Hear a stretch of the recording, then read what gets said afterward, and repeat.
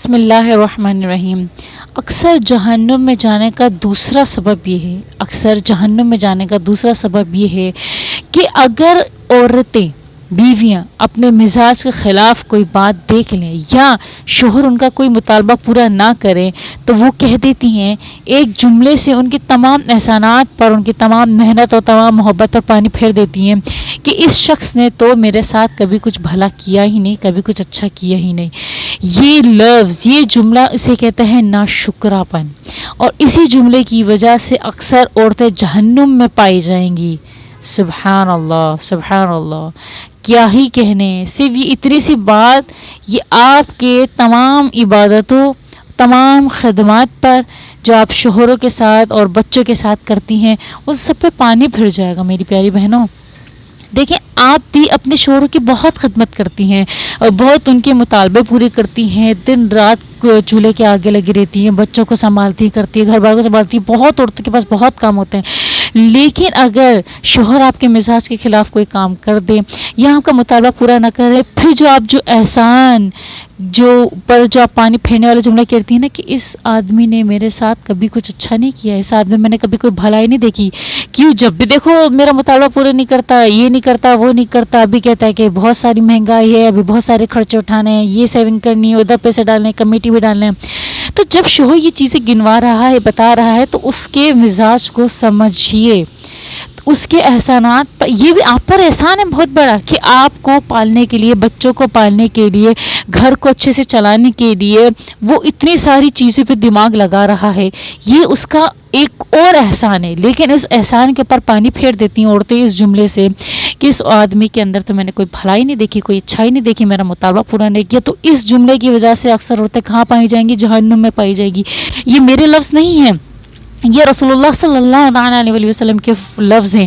بخاری شریف کی حدیث ہے، میں پہلے بتا رہی ہوں، بخاری شریف کی حدیث ہے کہ حضرت عبداللہ ابن عباس رضی اللہ تعالیٰ عنہ نے ارشاد فرمایا کہ رسول اللہ صلی اللہ علیہ وسلم نے ارشاد فرمایا کہ مجھے جہنم دکھائی گئی جن میں اکثر عورتیں وہ تھیں جنہوں نے اپنے شوہروں کی مزاج کے خلاف کوئی بات دیکھی یا ان کا کوئی مطالبہ پورا نہ کیا تو ان کے احسانات پہ کیا کر دیا؟ پانی پھیر دیا، ناشکرا پن کیا۔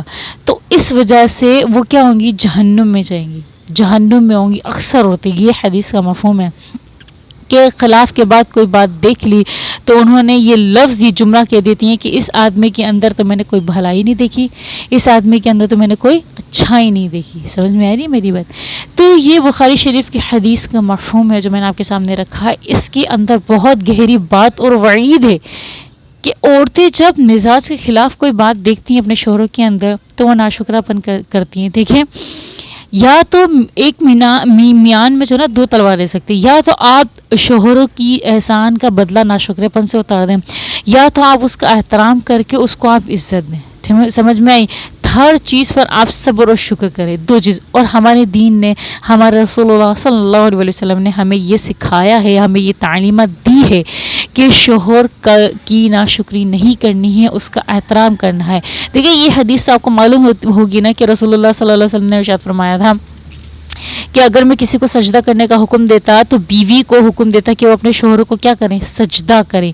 مطلب اتنی بڑی بات ہے شوہر کا احترام کرنا، اتنی بڑی بات ہے شوہر کا احترام، لیکن آپ اس کے احترام میں کیا کر رہی ہیں؟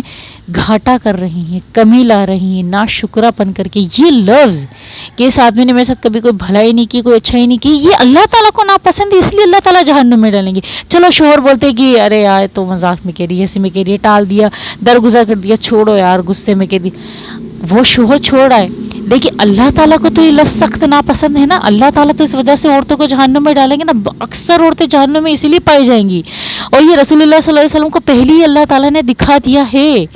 میری بات سمجھ میں آ رہی ہے میری بہنوں؟ اگر آپ لوگ نادانی میں کر رہی ہیں، کیونکہ دیکھیں جو چیز ہمیں معلوم نہیں ہوتی وہ ہمارے لیے نادانی کا ہوتی ہے سبب، کہ ہمیں تو یہ معلوم ہی نہیں تھا اس لیے ہم نے ناشکری کر دی، ہمیں تو یہ حدیث پہنچی نہیں تھی ہم تک، اس لیے جو ہے نا ہم نے اپنے شوہر کو کہہ دیا کہ یار یہ میرا کوئی مطالبہ پورا نہیں کرتا، اور اس نے جو نا کبھی میرے ساتھ اچھائی نہیں کی، کبھی بھلائی نہیں کی، ہمیشہ اپنی ماں بہنوں میں لگے رہتے، یہ وہ کچھ بھی کر رہے ہیں، وہ آپ کو ان کے قبر میں نہیں جانا۔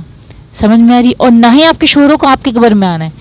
آپ اپنے نام اعمال کی خود ذمہ دار ہیں، آپ اپنے قبر کی خود ذمہ دار ہیں۔ یا تو آپ اپنے قبر کو گل گلزار بنا سکتے ہیں، یا تو آپ اپنے قبر کو کیا بنا سکتے ہیں، جہنم کا گھڑا بنا سکتے ہیں، یا تو آپ اللہ پاک کے نزدیک سرخرو ہو سکتی ہیں، رسول اللہ صلی اللہ علیہ وسلم کے سامنے سرخرو ہو سکتی ہے، یا تو آپ شرمندہ ہو سکتی ہے۔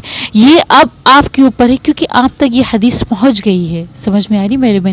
اور یہ حدیث، یہ واقعہ، یہ بات، یہ بیان آپ اپنی خواتین تک پہنچائیے، اپنی بہنوں تک پہنچائیے، اپنی بھابھیوں تک پہنچائیے، تاکہ وہ اس عذاب سے، گناہ سے بچ سکے۔ کیوں؟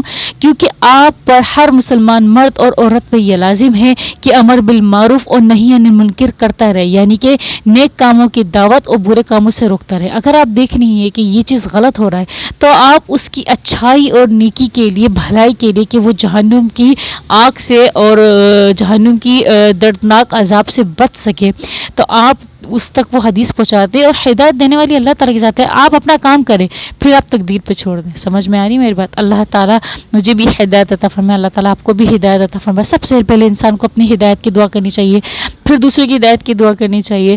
اللہ تعالیٰ سب کو، جو خواتین جو شادی شدہ ہیں، ان کو اپنے شوہروں کا کیا بنائے، فرمانبردار بنائے۔ اللہ راضی ہوگا تو سارے کام بن جائیں گے، تمام کام آسان ہو جائیں گے۔ اور اگر اللہ تعالیٰ راضی نہیں ہوگا، ناراض ہوگا، تو کوئی کام آپ کا بنے گا نہیں، نہ گھر آپ کا سکون میں، نہ دل سکون میں، نہ روح سکون میں، نہ بچے سکون میں، نہ شوہر سکون میں، کچھ چیز آپ کے سکون میں اچھے سے چلے گی نہیں۔ اللہ تعالیٰ کو راضی کرے، ہر چیز آپ کے کیا ہوگی، مرضی میں ہوگی۔ سمجھ میں آئیے؟ جزاکم اللہ خیرا، احسن الجزاء فی الدارین۔